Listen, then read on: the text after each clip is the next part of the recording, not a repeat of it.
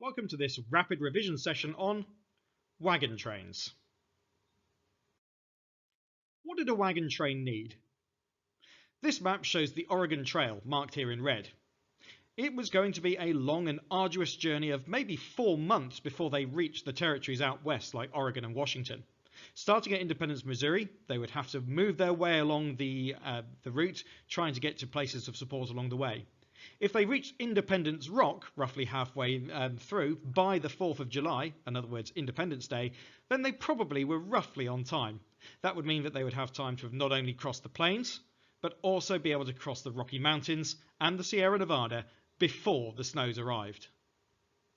To be successful, migrants needed to plan for the following: to set off for Missouri in spring, to give the grass time to grow to feed the animals; to cross the Rocky Mountains and the Sierra Nevada before the snow fell; take enough food to live on. Salted pork, which rots slowly, for example, would be a preserved foodstuff. Oxen would be used to pull the wagons. These are slow and reliable animals that survived on grass, but travelled at only 3 kilometres an hour, so time was tight. Horses needed much more and much better quality feed, so weren't usually preferred. They also needed a group of migrants with useful skills: hunters, trappers, carpenters, fishermen, and women to take care of the children and help look after the migrants.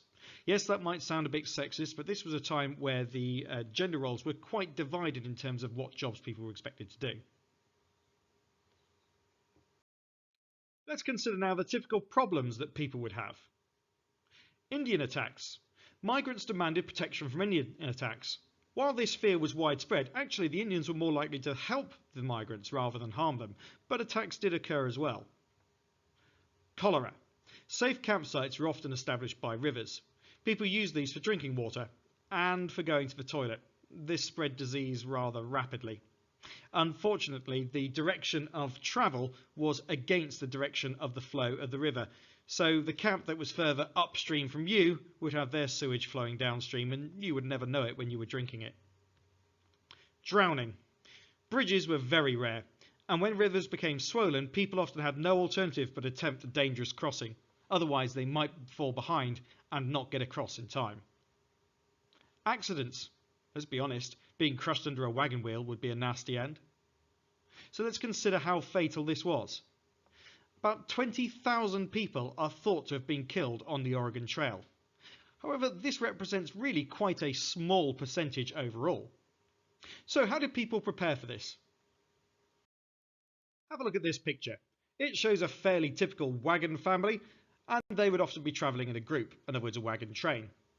But for the purposes of clarity, this group seemed to be travelling alone and seemed to have gotten themselves into something of a situation with a couple of failing oxen.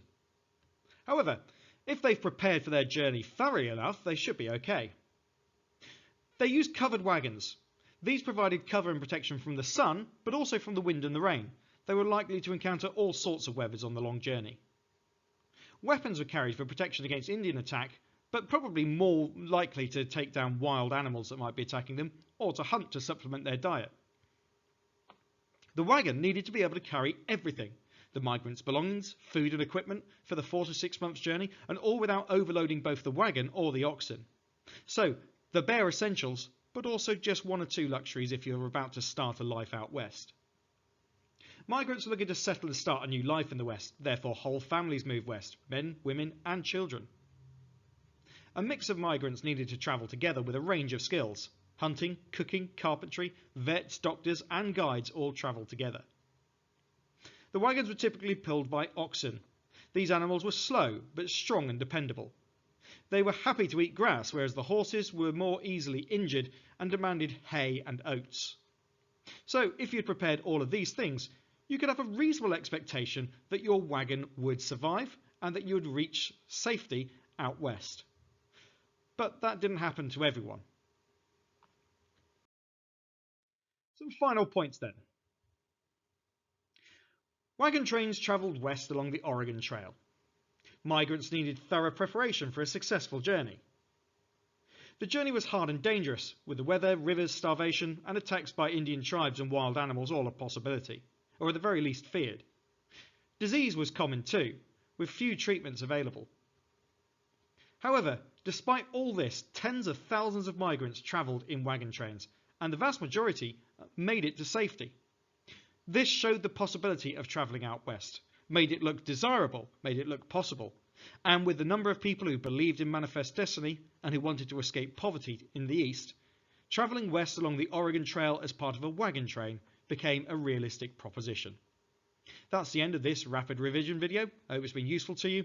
If it has, like the video, subscribe to the channel, and comment with any suggestions for things that you want me to cover next. Goodbye.